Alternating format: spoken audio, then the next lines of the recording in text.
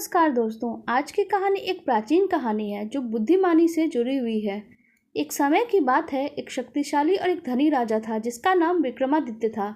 उसकी एक सुंदर, बुद्धिमान और एक जिद्दी बेटी थी जिसका नाम सुमन था। सुमन का विवाह योग्य उम्र पहुंचने पर राजा विक्रमादित्य ने अपनी बेटी के लिए एक स्वयंवर की घोषणा की। सुमन ने अपनी शर्त रखी, वह उसी व्यक्ति से विवाह करेगी जो उसे 20 तक की गिनती सुना देगा, जिसमें पूरा संसार समाहित हो जाए। यह शर्त केवल राजा और महाराजाओं के लिए ही थी। अगर कोई यह शर्त नहीं पूरी कर सकता तो उसे 20 कोड़े खाने पड़ेंगे। स्वयंवर के दिन देश विदेश से कई राजा और महाराजा आए। राजा विक्रमादित्य ने उनके स्वागत में शानदार दावत रखी। महल में मिठाइयों और पकवानों की महक चारों तरफ फैली हुई थी। सभी राजा और महाराजा दावत का आनंद ले रहे थे, लेकिन उनके दिलों में सुमन की कठिन शर्त का भय भी बैठा हुआ था। सभा में राजकुमारी का स्वयंवर शुरू हो गया। एक के बाद एक राजा, महाराजा और योद्धा आए और गिनती सुनाने की कोशिश करते हैं। सभी ने वही गिनती सुनाई जो उन्होंने अपने जीवन में सीखी थी। कोई 1 से 20 तक साधारण गिनती सुनाता तो कोई कुछ और, लेकिन कोई भी ऐसी गिनती नहीं सुना पाया जिससे सुमन संतुष्ट हो जाए। हर एक असफल प्रयास के बाद उन राजाओं को 20 कोड़े मारने का आदेश दे दिया जाता। कई राजा तो डर के मारे सभा में आने की हिम्मत भी नहीं जुटा पा रहे थे। वे आपस में कहने लगे, ये कैसा पागलपन है। राजकुमारी हमें केवल पिटवाने के लिए ये शर्त रख रही है। इसी बीच एक साधारण सा दिखने वाला हलवाई, जिसका नाम रामू था, सभा के बाहर खड़ा होकर ये तमाशा देख रहा था।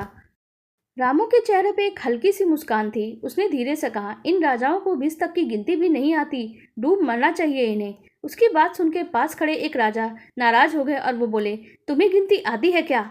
अगर आती तो सभा में जाके सुना क्यों नहीं देते? रामू ने मुस्कुराते हुए जवाब दे दिया, मैं एक साधारण हलवाई हूँ। अगर मैं गिनती सुनाऊंगा तो क्या राजकुमारी मुझसे शादी कर लेगी? यह शहर तो केवल राजाओं के लिए है, मुझे गिनती सुनाने से क्या ही लाभ हो जाएगा। उस समय राजकुमारी सुमन, जो पास में ही खड़ी थी, उसकी बात सुनकर बोलती है, ठीक है, अगर तुम 20 तक की गिनती सुना सकते हो जो मेरी शर्तों पे खड़ी उतर जाए तो मैं तुमसे विवाह जरूर करूंगी, और अगर तुम असफल रहे तो तुम्हें मृत्युदंड दे दिया जाएगा। सभी लोग हैरान थे। रामू, जो केवल एक हलवाई था, अपनी मौत उसकी निश्चित लग रही थी। सभी की नजरें अब रामू के ऊपर ही टिक गई। राजा विक्रमादित्य ने रामू को गिनती सुनाने का आदेश दे दिया। रामू ने सिर झुका के राजा को प्रणाम किया और फिर उसने गिनती शुरू करी।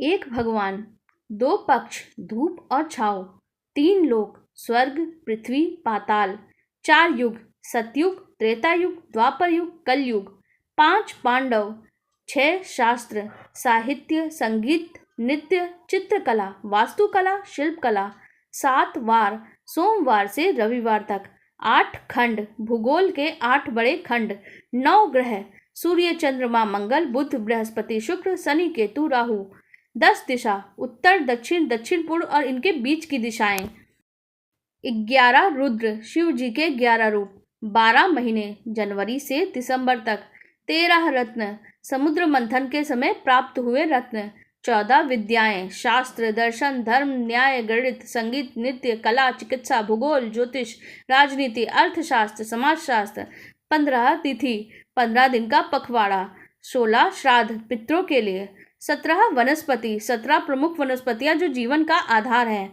18 पुराण, भारतीय धर्म ग्रंथ, 19वां तुम यानी राजकुमारी सुमन, और 20वां मैं यानी हलवाई रामू।